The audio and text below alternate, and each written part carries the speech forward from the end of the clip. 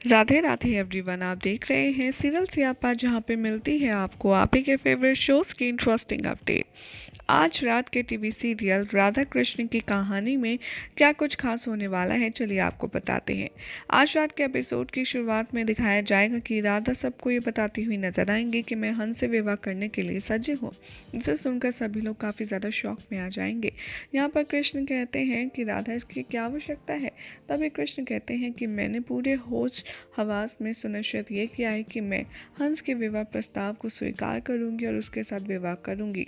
यहाँ पर हंस सबको कहता है कि कल सुबह हमें रस्मों के साथ इस संबंध की शुरुआत करनी चाहिए और श्री कृष्ण राधा को यहाँ पर देखते हुए रह जाते हैं और राधा सभी से यहाँ पर नजरें चुरा करके चली जाती हैं।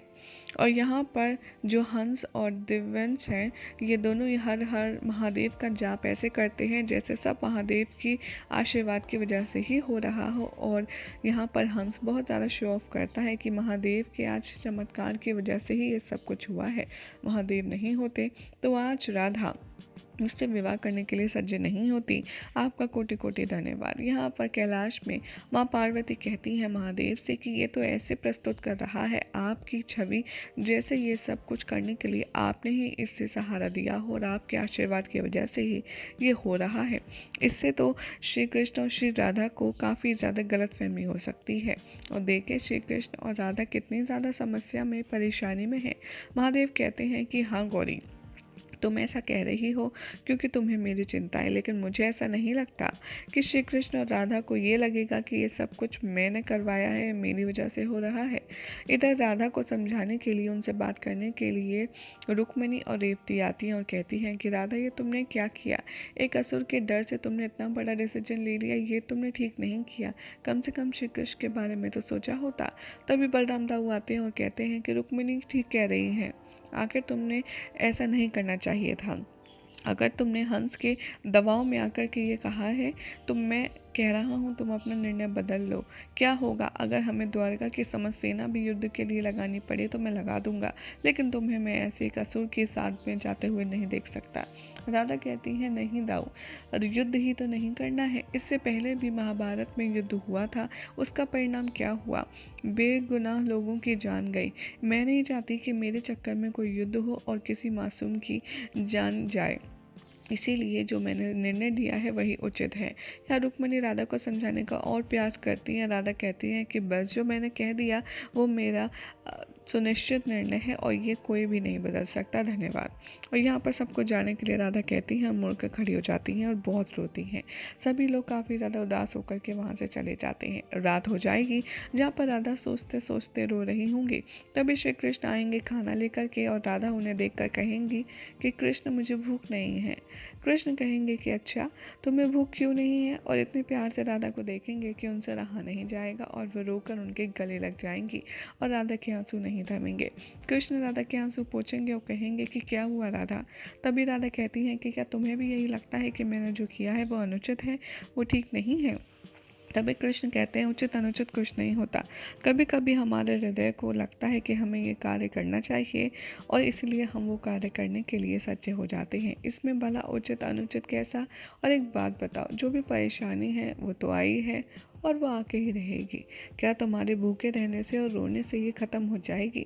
नहीं ना। तो फिर भूखे रह कर के तुम्हें अपने शरीर को कष्ट देने की क्या आवश्यकता है। आओ चलो बैठ कर के खाना खाओ। राधा कहती हैं कि कृष्ण मुझे भूख ही नहीं है तो मैं खाना कैसे खाऊं। कृष्ण कहते हैं कि ठीक है राधा, मैं तुम्हारे साथ कोई ज़बरदस्ती नहीं करूँगा, लेकिन जब तक तुम खाना नहीं खाओगी कृष्ण जल की, अन्न की एक बूंद तक ग्रहण नहीं करेगा। और ये देख कर के राधा और कृष्ण हमेशा की तरह दूसरे दूसरे डायरेक्शन में नाराज होकर के बैठ जाते हैं। यहाँ राधा देखती हैं कृष्ण को चोरी चोरी। कृष्ण इशारे से कहते हैं खाना खाओ। तब भी कृष्ण कहते हैं ठीक है मत खाओ, मैं भी नहीं खाऊंगा। यहाँ पर राधा कुछ सेकंड के बाद में खुद कृष्ण को खाना खिलाने के लिए हाथ बढ़ाती हैं और कृष्ण और राधा यहाँ मिलकर बड़े ही प्रेम से खाना खाते हैं। यहाँ पर राधा से कृष्ण कहते हैं कि तुम बिल्कुल भी चिंता मत करो, सब कुछ उचित होगा। फिर दिखाया जाएगा अगले दिन का सीक्वेंस, जहाँ पर सभा में आया हुआ होगा हंस और वो कहेगा डेकोरेशन देख कर के बलराम दाऊ से कि जितनी साज सज्जा की हमने आशा की थी उतनी अच्छी नहीं हो पाई है, लेकिन यहाँ वर तैयार है। हमारी वधू यानी कि राधा कहाँ है? आखिर उसे तैयार होने में इतना समय क्यों लग रहा है? इधर दिखाया जाएगा कि राधा बहुत ज़्यादा रो रही होंगी और अपने आप को तैयार करने की कोशिश कर रही होंगी, लेकिन यहाँ पर राधा के हाथ हिलने लगेंगे। तभी कृष्ण आएंगे, राधा का हाथ थामेंगे और कहेंगे कि ये क्या, तुम अपने जीवन की नई शुरुआत कर रही हो, ऐसे डगमगाते हाथों के साथ तुम ऐसे अपने जीवन की शुरुआत कैसे कर सकती हो? लाओ मैं तुम्हारी मदद करता हूँ। अब कृष्ण स्वयं राधा को अपने हाथ से श्रृंगार करेंगे और उन्हें खूबसूरत अंदाज में सजाएंगे। यहाँ पर राधा जब सज जाएंगी तब कृष्ण के गले लगकर एक बार फिर से रोएंगी और कृष्ण कहते हुए आएंगे नजर कि राधा, समय समय से बड़ा कुछ नहीं होता। तुमने जो निर्णय लिया है उस पर अडिग रहो और जो तुम करना चाहती हो वो करो। मैं हर निर्णय में तुम्हारे साथ हूँ। और यहाँ पर बहुत ज़्यादा क्रोध में होता है हंस और कहता है कि अब तक राधा नहीं आई, मुझे ही शायद उसे लाना पड़ेगा। हटो मैं ही जाता हूँ। और जैसे ही यहाँ पर जाने वाला होता है, सामने से कृष्ण राधा का हाथ पकड़ कर आ जाते हैं और सभी लोग राधा को देख कर के हैरान होते हैं। यहाँ पर रुक्मिणी और रेवती कहती हैं कि राधा तो काफ़ी ज़्यादा आराम से लग रही है, बिल्कुल भी चिंतित नहीं लग रही। और हंस राधा को देख कर के बहुत खुश होता है। कृष्ण राधा को यहाँ पर विवाह मंडप के पास बिठा देते हैं, जिससे शुरू होने से पूर्व सारी रीतियों को राधा कहती हैं कि हंस, मेरी एक मांग है। मैं ये कैसे मान लूँ कि तुम जो ये विवाह कर रहे हो ये प्रेम में आकर कर रहे हो? क्या पता तुम सिर्फ मुझे हासिल करने के लिए सब कुछ कर रहे हो, इसीलिए मुझे तुम्हारे प्रेम का परिणाम चाहिए और प्रणाम भी चाहिए। मुझे प्रमाण दो कि तुम मुझसे अत्यंत प्रेम करते हो।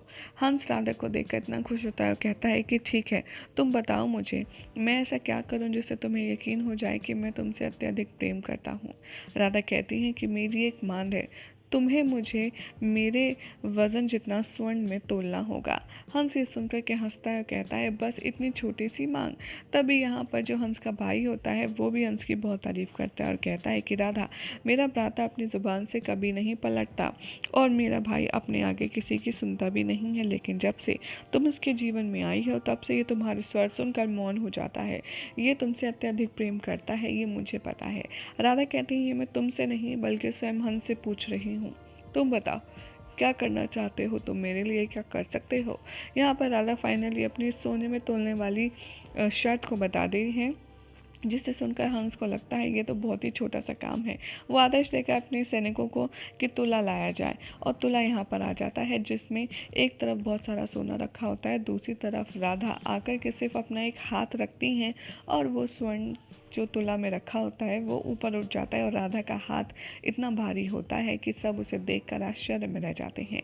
यहाँ पर रुक्मिणी और बलदेव और रेवती कहते हैं कि जाओ हंस, अब तुम्हारी हार हो गई है, क्योंकि राधा ने ये साबित कर दिया है कि तुम उसके योग्य नहीं हो।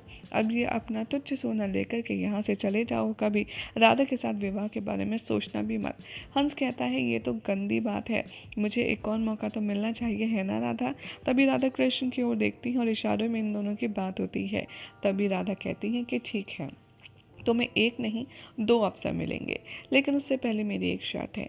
जब तक तुम मुझे मेरे जितने भार में स्वर्ण तोले में नहीं तोल देते, तब तक तुम द्वारका के किसी भी युवक युवती को बंधक नहीं बनाओगे और किसी को भी शादी के लिए अपनी मर्जी से बाध्य नहीं करोगे।